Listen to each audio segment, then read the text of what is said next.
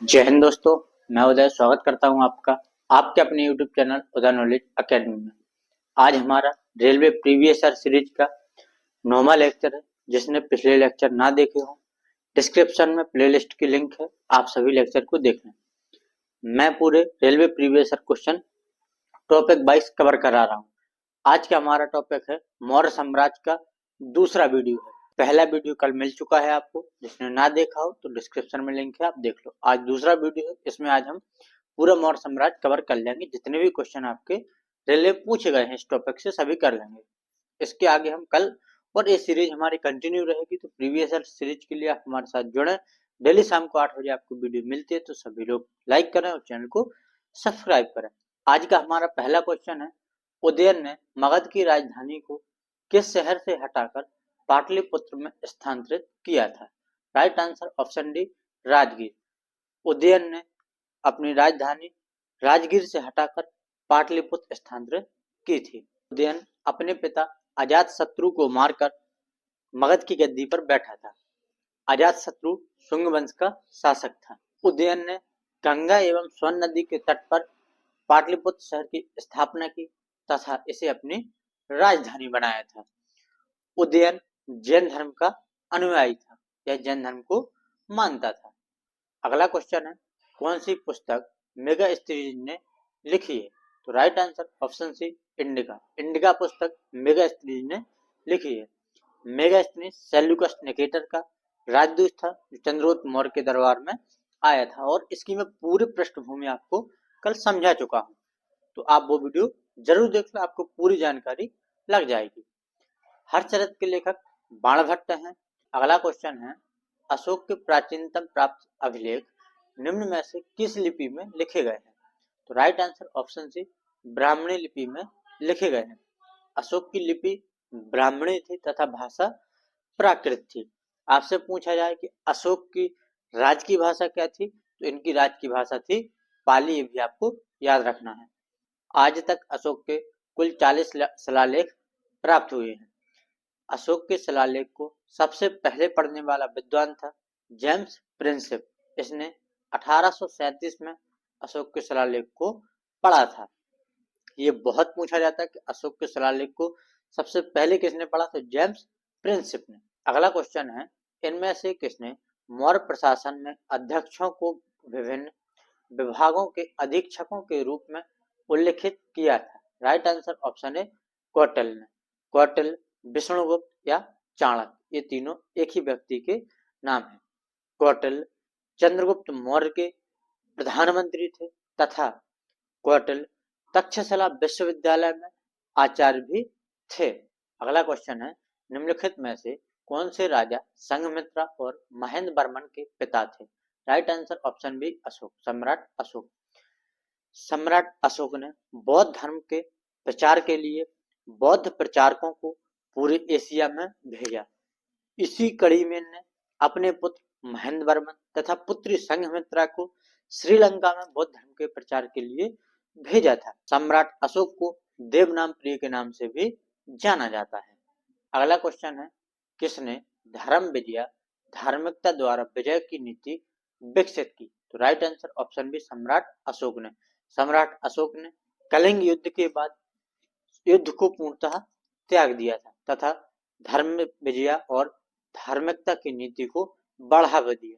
सम्राट अशोक ही एकमात्र राजा थे जिन्होंने पूरे अखंड भारत पर राज्य किया है। अगला क्वेश्चन है, अशोक के शासनकाल की सबसे महत्वपूर्ण घटना कलिंग युद्ध था। वर्तमान में कलिंग को किस नाम से जाना जाता है? Right answer option D, Orissa. जो आज का हमारा वर्तमान उड़ीसा है, वो पहले का कलिंग था। ठीक है, कलिंग का युद्ध 261 ईसा पूर्व में सम्राट अशोक ने लड़ा था तथा सम्राट अशोक जीते भी, लेकिन इस युद्ध में भयंकर नरसंहार को देखते हुए इन्होंने युद्ध को पूर्ण तरीके से त्याग दिया और बौद्ध धर्म को अपना लिया। अगला क्वेश्चन है, प्रसिद्ध कलिंग युद्ध ने सम्राट अशोक को युद्ध छोड़ने और बौद्ध धर्म अपनाने के लिए प्रेरित किया था। यह युद्ध उड़ीसा में कब लड़ा गया था? तो राइट आंसर ऑप्शन है, 261 ईसा पूर्व में। अगला क्वेश्चन है, अशोक के किस शिलालेख में कलिंग युद्ध में अशोक की विजय का उल्लेख किया गया है? राइट आंसर ऑप्शन है, 13वें, अशोक के 13वें शिलालेख में कलिंग युद्ध के बारे में विस्तार से बताया गया है। कलिंग युद्ध में हुए नरसंहार को देखकर अशोक ने हमेशा के लिए युद्ध को छोड़ दिया।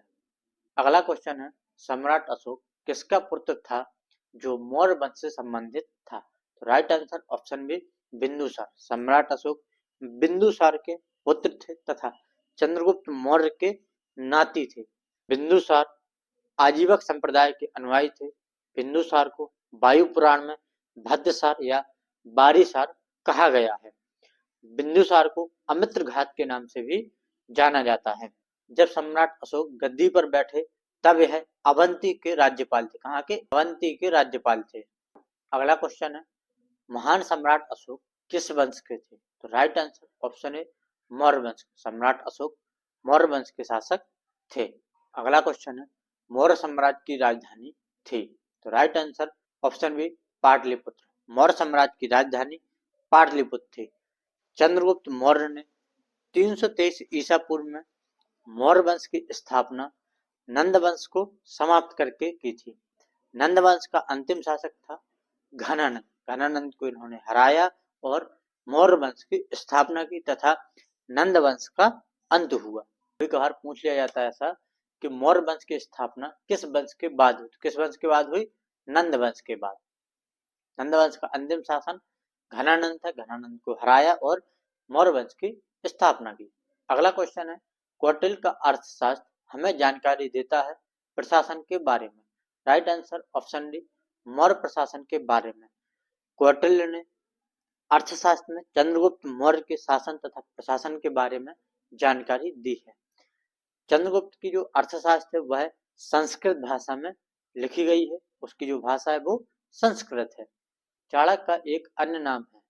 Right answer option B Vishnugupta या चाणक्य या कौटिल्य, ये तीनों एक ही नाम है। यह चंद्रगुप्त मौर्य के प्रधानमंत्री थे, ये आपको याद रखना है।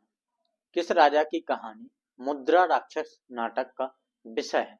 Right answer option D Chandragupta Maurya. Chandragupta Maurya की कहानी मुद्रा राक्षस की विषय वस्तु है। मुद्रा राक्षस के लेखक विशाख दत्त हैं। आपको याद रखना, बहुत पूछा जाता है कौन से हैं? विशाख दत्त हैं। मुद्रा राक्षस में चंद्रगुप्त मौर्य को वृषल तथा कुलीन कहा गया। क्या कहा गया? वृषल तथा कुलीन कहा गया है। अगला क्वेश्चन है, मौर्य वंश को किस वंश ने समाप्त किया था? राइट आंसर ऑप्शन ए शुंग वंश ने। मौर्य वंश को शुंग वंश ने समाप्त किया था। क्या हमारा अंतिम क्वेश्चन है और मैं इसमें पूरी मौर्य वंश समाप्ति की पूरी कहानी बताता हूँ। मौर्य वंश का अंतिम सम्राट कौन था? तो right answer option C Brihadatta. Maurya वंश का अंतिम शासक था बृहदत्त। बृहदत्त का सेनापति था पुष्यमित्र शुंग। पुष्यमित्र शुंग ने बृहदत्त की हत्या कर दी तथा शुंग वंश की स्थापना की। तो सभी लोग बताएं वीडियो कैसी लगी। नए हैं चैनल को सब्सक्राइब करें और लाइक जरूर करें। चलिए, पाटलिपुत्र में स्थानांतरित होने से पहले निम्न में से कौन सा कई वर्षों तक मगध की राजधानी थी? Right answer option B Rajgriha. Rajgriha Pataliputra से पहले मगध की राजधानी थी। अजातशत्रु के शासनकाल में पाटलिपुत्र से पहले मगध की राजधानी राजगृह हुआ करती थी। उदयन ने मगध की राजधानी राजगृह से पाटलिपुत्र स्थानांतरित की थी। कहां से? राजगृह से पाटलिपुत्र स्थानांतरित की थी उदयन ने। राजगृह अपना ऐतिहासिक और धार्मिक महत्व है। ठीक है, यह महावीर स्वामी और गौतम बुद्ध का साधना स्थल रहा है, इसलिए बौद्ध धर्म और जैन धर्म दोनों के लिए है धार्मिक स्थली भी है राजगृह। राजगृह में प्रथम बौद्ध संगति का आयोजन भी किया गया था। आपको बताना है प्रथम बौद्ध संगति किसके शासनकाल में हुई थी, आपको कमेंट में बताना है। तो प्रथम बौद्ध संगति अजातशत्रु के शासनकाल में, इसका अध्यक्ष महाकश्यप था। ठीक है। प्रश्न नंबर दूसरा, लौर्य नंदनगढ़ स्तंभ कहाँ स्थित है? Right answer option B Champaran में।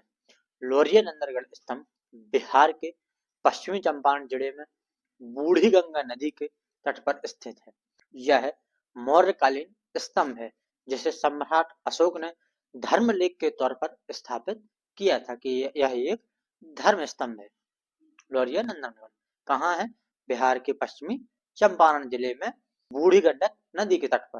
अगला क्वेश्चन है, किस मौर्य सम्राट ने लगभग 287, 268 से 231 ईसा पूर्व के अपने शासनकाल के दौरान शिलाओं और स्तंभों पर अपने लेख उत्कीर्ण करवाए थे?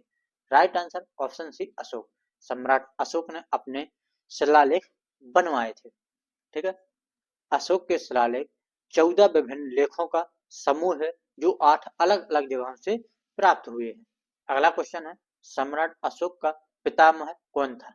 पितामह का मतलब होता है दादाजी। तो राइट आंसर ऑप्शन ए चंद्रगुप्त मौर्य। अशोक के दादाजी थे चंद्रगुप्त मौर्य, अशोक के पिताजी थे बिंदुसार। सम्राट अशोक मौर्य वंश का एक महान शासक था। सम्राट अशोक को देवनामप्रिय एवं प्रियदर्शी के नाम से भी जाना जाता है। सम्राट अशोक ने कलिंग युद्ध लड़ा तथा युद्ध को जीता और युद्ध में भयंकर नरसंहार को देखकर इन्होंने युद्ध को पूर्ण तरीके से त्याग दिया था और बौद्ध धर्म को अपना लिया था। अगला क्वेश्चन है, निम्न में से कौन सा स्थल आधुनिक गुजरात में स्थित है जहां अशोक के शिलालेख अब स्थित हैं? Right answer option C Girnar. Girnar Gujarat में स्थित है। गिरनार गुजरात में जूनागढ़ के निकट स्थित पहाड़ियां हैं। इन पहाड़ियों पर मौर्य सम्राट अशोक का चतुर्दश शिलालेख अंकित है। इस चतुर्दश शिलालेख की भाषा प्राकृत है तथा लिपि ब्राह्मणी है। ये आपको याद रखने इतने फैक्ट इससे। अगला क्वेश्चन है, लगभग 261 ईसा पूर्व किस मौर्य सम्राट ने कलिंग को जीतने के लिए सैन्य अभियान का नेतृत्व किया था? Right answer option C Ashok. सम्राट अशोक ने कलिंग का युद्ध जीता था। कलिंग का राजा था अनंत पद्मनाभम। कौन था? अनंत पद्मनाभन, जिसको हराकर सम्राट अशोक ने कलिंग का युद्ध जीता था। अगला क्वेश्चन है, अशोक के अधिकांश शिलालेख किस भाषा में है जबकि उपमहाद्वीप के उत्तर पश्चिम में पाए गए अभिलेख आरंभिक और यूनानी भाषा में थे? राइट आंसर ऑप्शन बी प्राकृत। अशोक के अधिकांश शिलालेख प्राकृत भाषा में है तथा जिनकी लिपि ब्राह्मणी है, जबकि अशोक की राष्ट्रीय भाषा पाली थी और लिपि ब्राह्मणी थी। इनके शिलालेख ज्यादातर मिलते हैं प्राकृत भाषा में, लेकिन अशोक की जो राजकीय भाषा थी वो पाली थी। अगला क्वेश्चन है, मौर्य शासन के दौरान निम्नलिखित में से किस प्रांत को कर्नाटक में सोने की खान का केंद्र माना जाता था? राइट आंसर ऑप्शन ए स्वर्णगिरी। स्वर्णगिरी को कर्नाटक में सोने की खान का केंद्र माना जाता था। इसके देखो नाम में ही आ रहा है स्वर्ण, मतलब सोने की खान माना जाता था। स्वर्णगिरी मौर्य साम्राज्य के दक्षिण प्रांत की राजधानी थी। आपको याद रखना है कहाँ की राजधानी थी? दक्षिण प्रांत की। अगला क्वेश्चन है, सेल्यूकस निकेटर नामक शासक द्वारा मेगास्थनीन नामक राजदूत को चंद्रगुप्त मौर्य के दरबार में भेजा गया था। वह था एक यूनानी। कौन था?